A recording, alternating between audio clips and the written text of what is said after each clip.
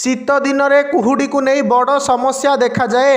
एबे देशर प्राय समस्त राज्य में शीतलहरी जारी रही बेले कुहुड़ी एक प्रमुख समस्या पलटि। यहाकू दृष्टि रखी पाणीपाग विभाग पक्षरु प्रतिदिन बुलेटिन जारी करा जाई सतर्क करा जाउछि। तेबे चलित सप्ताह रे पाग किभली रहिबो जानंतु। पाणीपाग विभागर रिपोर्ट अनुसार अनेक स्थान रे घन कुहुड़ीर आस्तरण देखिबाकू मिलिबो।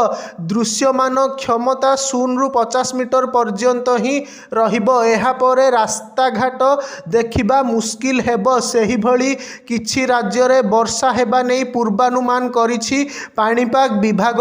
गोटिए दुईटी स्थान रे प्रबलरु अति प्रबल वर्षा होई पारे, जाहाकू नै सतर्क रहिबाकू पाणीपाग विभाग पक्षरु निर्देश दिया जाइछि। ओडिशा रे वर्षा संभावना नथिबा बेले गोटिए दुईटी स्थान रे हल्का वर्षा होई पारे।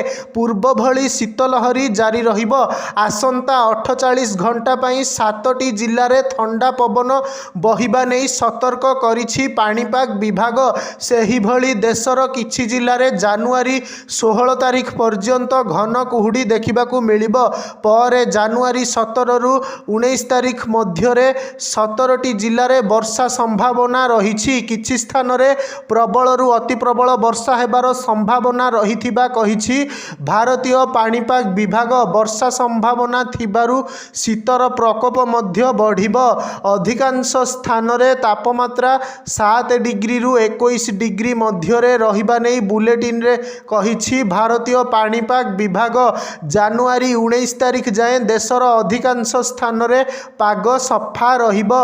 किछि स्थान रे आकाश मेघाच्छन्न रहिबा सहित पाग कोहला रहिबो एवं शीत अनुभूत हेबो।